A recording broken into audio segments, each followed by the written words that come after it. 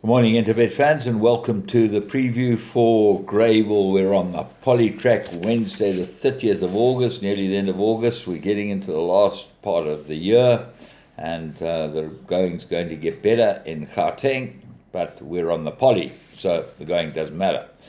And the false rail doesn't matter. So let's go with the first race, 12:25, 8-race program. And it shows you when you put on these lower rated handicaps, which I've done in this meeting, except for the wonderful race 2, you'll see that they fill the fields. Maiden Plate, 1900 meters, absolute two-corner contest, 6 Princess Azaria, the Tarry inmate with Kamalo now riding it, looks like the natural horse. But 2 Nonotti, this is the horse they've got to beat. Everything looks ready for this horse. Third runner after arrest. Lots to like about it. Mount Etna, the Joburg Raider, and Doctor's Orders both got chances of upsetting the apple cart. Race 2, Conditional Novice, 1600. Well, so what happens with the Conditional Novice here is that they work on some type of formula to give one-time winners a penalty or more weight than other one-time winners. So the 4-year-olds, okay, and there's only one of them, and now gets weight from the 3-year-olds. Okay, but she should. Should she? Well, not according to the weight for age sale. But Frank Robinson scratched Mexican Pete. The Sovereign State won completely unfancied first time out. Well, not really. There was a little money for this one. Ran on extremely well, and Robert Carty gets a very good opportunity to get another one aboard this one.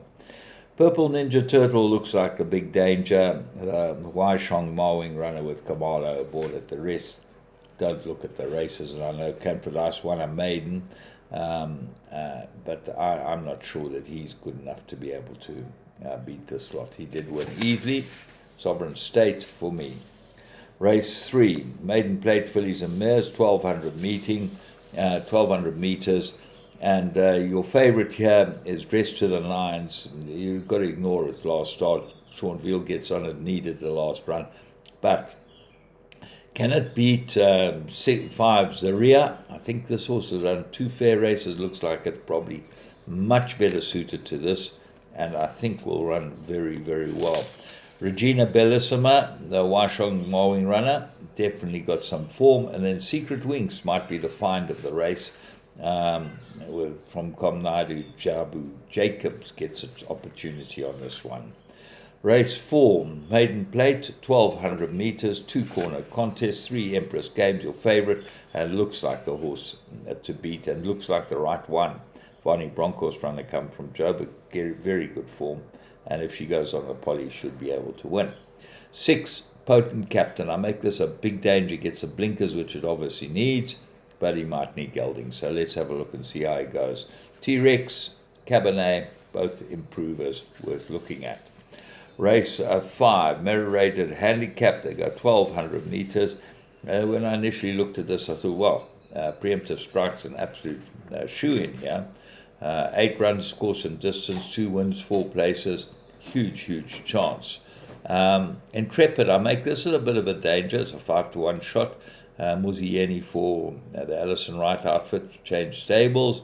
Son of Silk will improve, really well suited by everything here. And Final Destiny got some sort of chance. Been a bit of money for Give Me a Rainbow, so don't miss out on putting that into your exotics. Race 6, merit-rated handicap, 1400 meters.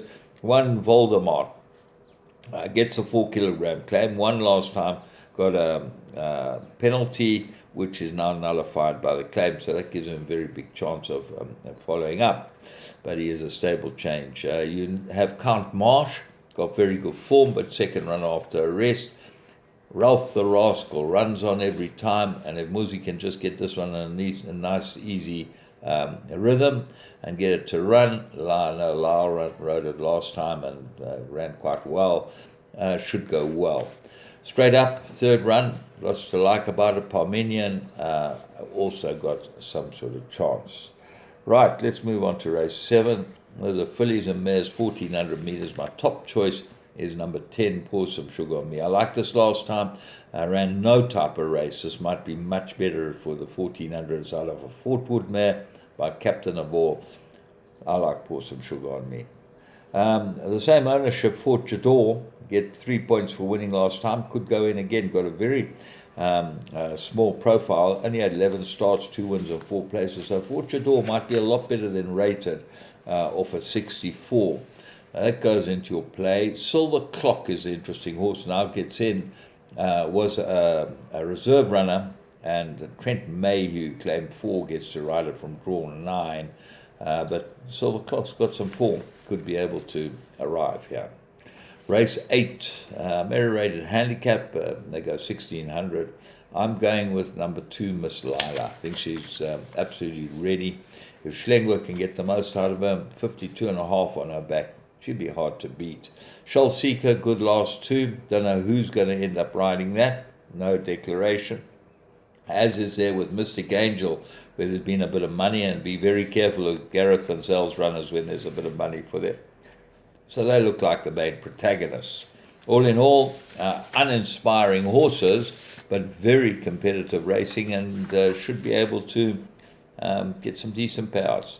From me, James Goodman, and the Interbet team. Remember, you bet with Interbet, all the money goes through the tote.